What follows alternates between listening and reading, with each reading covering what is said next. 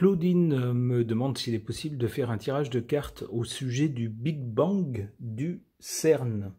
Alors, de quoi s'agit-il? J'ai trouvé un article à ce sujet, j'avoue que je n'étais pas forcément à fond dans le sujet. Cet article qui date du 29 mars dernier et qui nous dit « Le CERN débute l'expérience la plus dangereuse de son histoire le jour d'une éclipse totale de soleil le 8 avril ». Alors évidemment, la coïncidence des événements peut faire penser, peut susciter la suspicion et faire penser qu'il y a quelque chose de spécial ou quelque chose de caché, à tort ou à raison. Alors on nous dit quoi? L'accélérateur de particules le plus grand et le plus puissant au monde entamera une expérience qui n'a jamais été réalisée avec une telle intensité. Le 8 avril, il écrasera des protons les uns contre les autres à la recherche de particules invisibles qui composent la matière noire, laquelle constitue théoriquement 26 à 28% du tout de l'univers. Entre parenthèses, plus précisément de tout ce qui est observable de l'univers. Mais cela n'a jamais été découvert. Donc on sait que la matière noire, enfin on suppose que ça existe, tout le met en évidence, mais on n'en a pas la preuve, si j'ai correctement compris, on n'en a pas la preuve concrète. Les modèles théoriques, donc en théorie, suggèrent l'existence de 17 groupes différents de particules de matière noire et l'Organisation européenne pour la recherche nucléaire, mieux connue sous le nom de CERN, C-E-R-N, a confirmé leur existence à l'aide du Grand Collisionneur de Hadron, LHC, en 2012. Aujourd'hui, une équipe de spécialistes a redémarré le LHC après une hibernation de 2 ans, dans l'espoir de découvrir les mystérieuses particules qui composent la matière noire. Alors donc voilà, le mois prochain, le CERN accélérera des protons dans un tunnel de 27 km à une vitesse proche de celle de la lumière pour recréer les conditions qui existaient 1 seconde après le Big Bang théorique, c'est-à-dire le début, la naissance de l'univers. À pleine puissance, des milliards de protons traverseront l'accélérateur du LHC 11 245 fois par seconde, parcourant seulement 11,26 km par heure de moins que la vitesse de la lumière. Bref, bon, donc après on va dans des descriptions plus scientifiques. Alors les plus pointus d'entre vous dans ces domaines seront sans doute intéressés. J'avoue que moi ça me dépasse ensuite. Mais ce qui est intéressant là-dedans, c'est la coïncidence entre le jour de l'éclipse et puis cette expérience qu'on nous dit très dangereuse, puisqu'elle tente de reconstituer le Big Bang, une sorte de Big Bang tel que celui qui serait à l'origine de notre univers, ou du moins tel que notre univers était 1 seconde après le Big Bang. Alors, qu'est-ce que les cartes peuvent nous dire de cette expérience du CERN qui fait naître toutes sortes d'idées, de suspicions aussi? J'interroge le tarot de Marseille.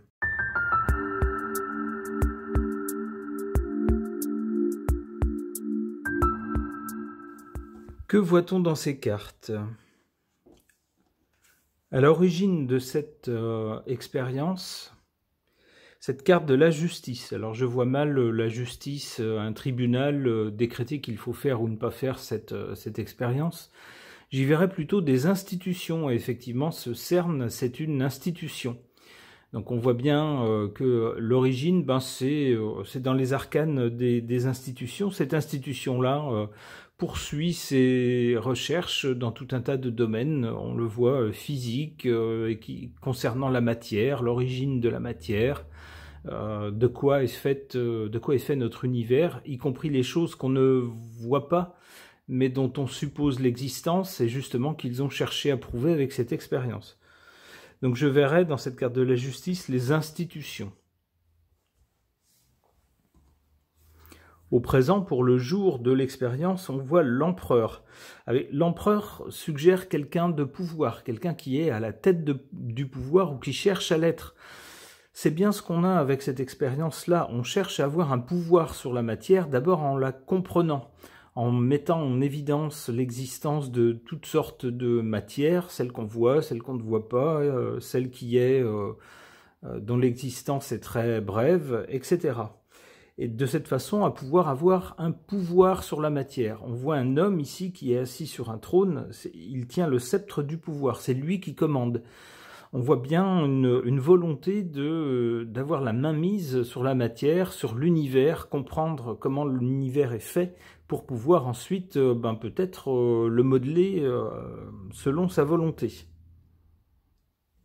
Alors on voit ici l'empereur, la personne de pouvoir, regarde vers les institutions. On voit que les deux sont liés. En résultat, ici, on a la roue de fortune, un changement ou une évolution. Dans quel sens, on ne sait pas trop, on verra avec d'autres cartes.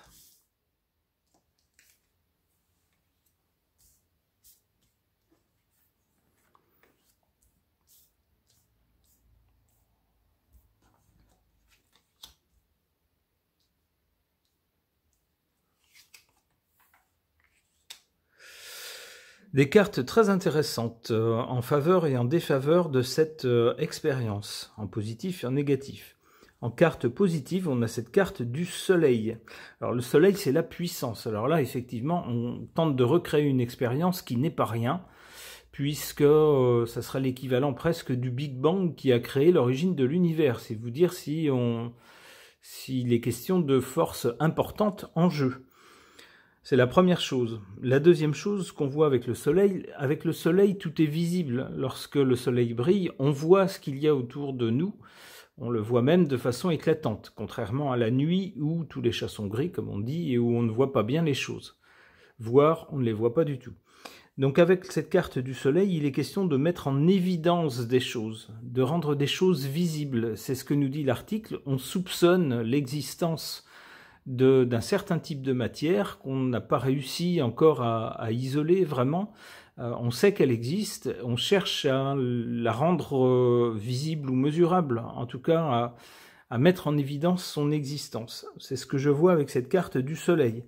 Alors attention quand même, il y a quand même aussi une sorte d'avertissement avec cette carte.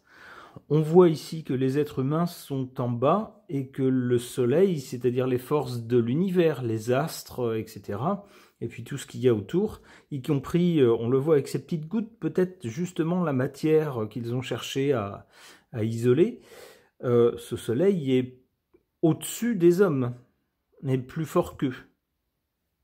Nous ne sommes que des fourmis par rapport au reste de l'univers, des microbes même. C'est un peu l'avertissement de cette carte. Et comme pour poursuivre dans la même ligne, et c'est logique, en défaveur de cette expérience, on a cette carte du diable. Le diable va là où il ne faut pas aller. Il va au-delà de la limite, il cherche à avoir un pouvoir non pas spirituel, mais sur la matière. Alors ça rejoint ce que je disais précédemment, ce que suggéraient ces cartes. On a bien ici, alors symboliquement, on voit un personnage malfaisant qui commande à d'autres personnes, qui a un pouvoir sur d'autres personnes. Ben là, on veut avoir un pouvoir sur la matière, sur l'univers entier. Et puis on voit que ça n'est pas désintéressé, toujours aussi le but est non seulement le contrôle, le pouvoir, mais aussi des espèces sonnantes et trébuchantes. Si on arrive à découvrir des choses, les secrets de l'univers, de la matière, peut-être peut-on en tirer un profit matériel. Attention, tout cela est lié à des, on va dire, des motivations pas très recommandables, pas très morales. C'est ce que nous dit la carte du diable, surtout ici en position défavorable.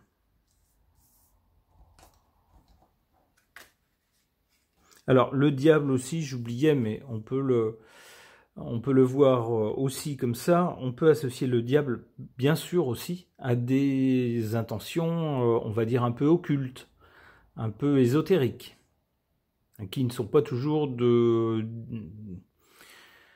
la meilleure inspiration. Alors, on a vu certaines cérémonies, j'ai vu ça sans m'attarder dessus dans certains articles. Le CERN fait des cérémonies assez étranges et assez nauséabonde, enfin, de mon point de vue à moi, avec des personnes, des personnages habillés un peu, enfin, ça évoque des choses un peu sata.nick, par exemple. Je comprends pas du tout pourquoi une institution scientifique fait ce genre de choses. Bon, eh bien, voilà, je me pose la question sans apporter de réponse, mais c'est un peu raccord avec cette carte du diable. On sent des inspirations pas toujours très nettes, c'est le moins qu'on puisse dire.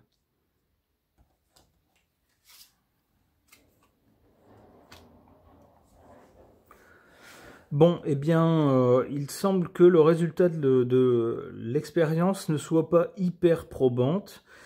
On a avec la roue de la fortune, alors la roue de la fortune pourrait figurer le dispositif du CERN, qui est une espèce d'énorme anneau souterrain dans lequel on envoie des particules et qui tournent à toute vitesse.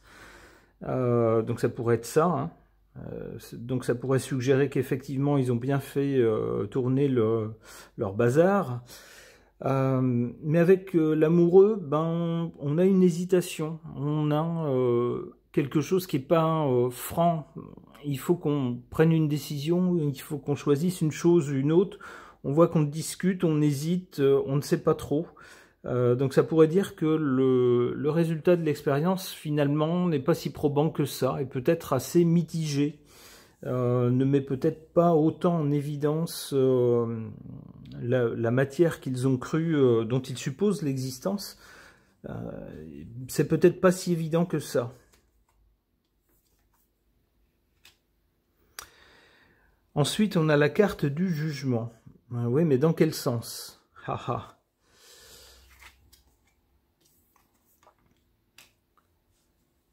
Le chariot. Alors le chariot, ça représente effectivement le mouvement, quelque chose qui accélère, quelque chose qui se précipite. Ça pourrait être aussi quelque chose de militaire, par exemple.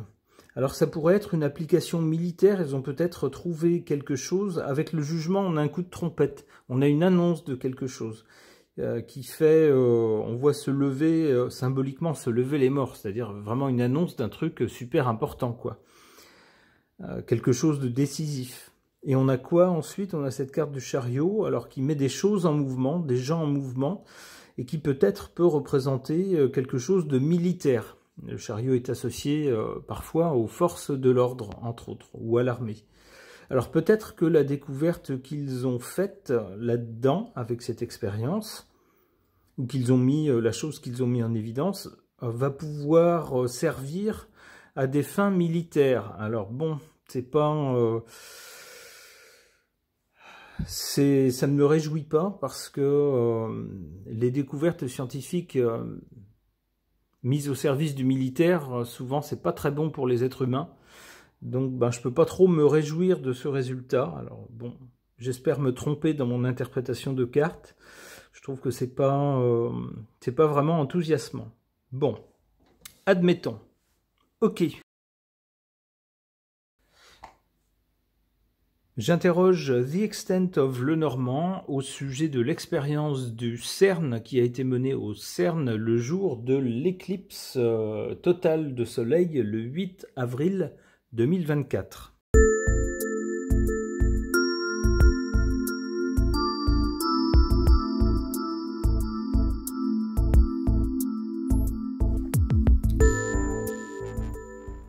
Du côté du passé ou de l'origine, on a ce bouquet avec des jolis papillons qui tournent autour. Alors de quoi ça peut nous parler? Alors ça peut nous parler de la nature. On voit autour une nature verdoyante, on voit des papillons, ces jolies fleurs, la beauté de la nature peut-être, qu'on chercherait à comprendre, on chercherait peut-être à décortiquer les secrets de la nature qui nous entoure, de l'univers qui nous entoure, de la matière en elle-même. Ça pourrait être ça. Avec l'expérience en elle-même, le jour de l'expérience en elle-même, alors on a une carte qui est beaucoup plus sombre. On voit que là on cherche vraiment à pénétrer dans quelque chose qui est plus sombre. Avec ce livre ouvert, on cherche justement à obtenir un savoir. On cherche à connaître quelque chose. On ouvre le livre pour lire ce qu'il y a dedans, pour comprendre quelque chose. On voit ici une sorte de papillon, mais par rapport à la carte précédente, ce papillon-là, il a perdu toutes ses couleurs. C'est une sorte de papillon de nuit. On plonge donc dans l'obscurité. On le voit tout autour, ici. C'est une carte très sombre. Ça pourrait être un présage pas très heureux par rapport à cette expérience. On nous dit qu'on plonge vraiment dans les secrets, en fait. Le livre ouvert, c'est qu'on veut savoir quelque chose, on veut accéder à un savoir. On ouvre le livre pour accéder au savoir et comprendre les choses. Mais c'est très sombre, la carte est très sombre.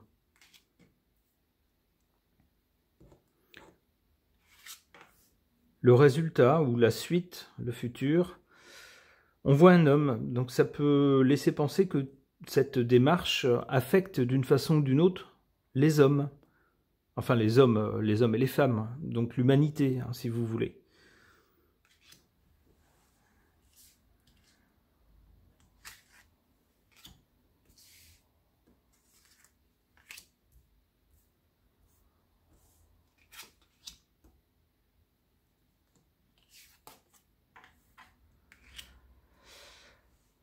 Alors, avec cette carte de la clé en position favorable, on nous dit qu'on cherche à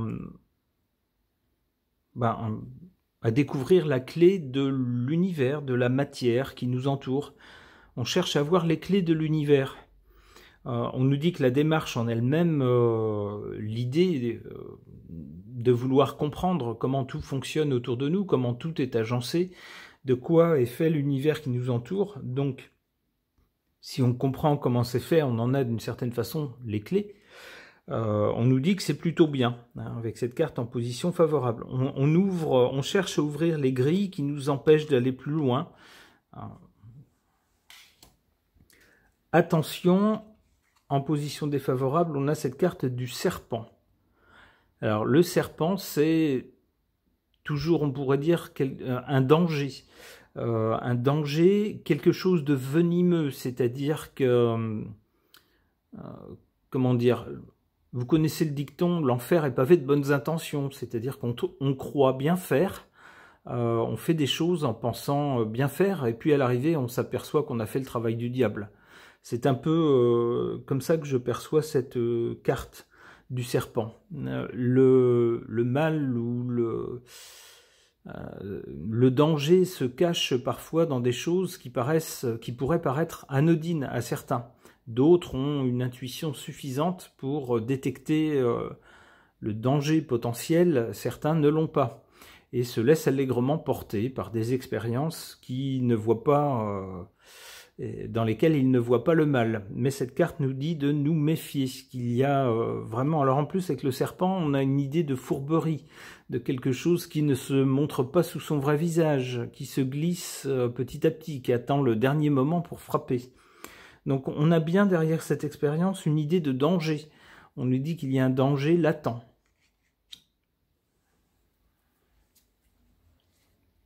On joue en quelque sorte, ça me vient aussi après coup, le danger peut être aussi dû au fait qu'on joue avec l'essence même de l'univers, la matière de l'univers. On cherche à la décortiquer. Alors, on joue un peu aux apprentis sorciers en fait.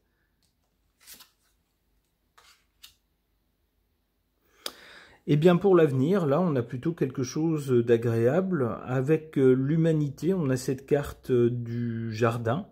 Un jardin, c'est un lieu ouvert à l'extérieur où les gens se rencontrent. Alors ici, on pourra avoir des rencontres de plusieurs personnes. Alors peut-être que à cet endroit, le CERN, ça nous indique sans doute qu'il y a des scientifiques peut-être venus de différents pays, de différentes cultures, qui sont tous intéressés par cette expérience, cette avancée.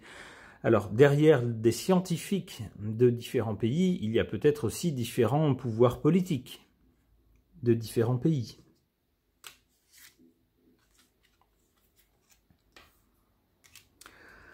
L'enfant. Alors l'enfant, c'est l'insouciance, on le voit ici, hein, on voit une petite fille avec sa peluche, son doudou,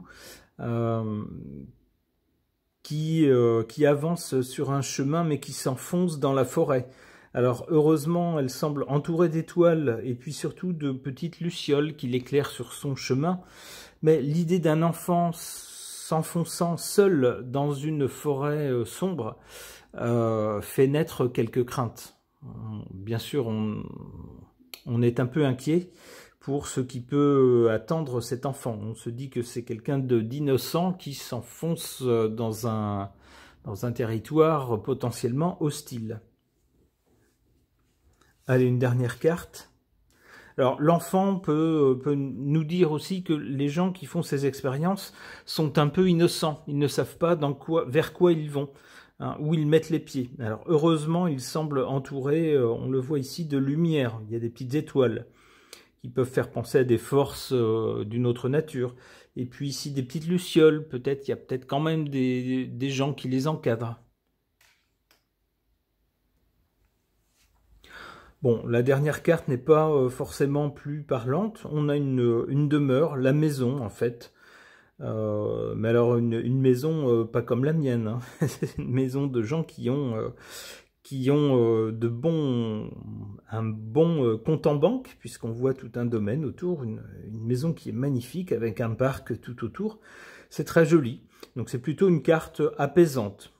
Même s'il y a des dangers, apparemment, il ne semble pas que les dangers soient à notre porte ou nous amènent un désastre dans un futur proche, en tout cas. Ces cartes sont plutôt apaisantes. On nous dit quand même de faire attention, hein, avec cet enfant qui s'enfonce dans une forêt touffue, et puis surtout cette carte du serpent, ici très mal placée. Et bien voilà ce que les tirages peuvent dire, en tout cas les miens, par rapport à cet événement du CERN. Alors j'espère que Claudine aura été satisfaite de ce tirage qui est maintenant terminé. Merci de l'avoir suivi.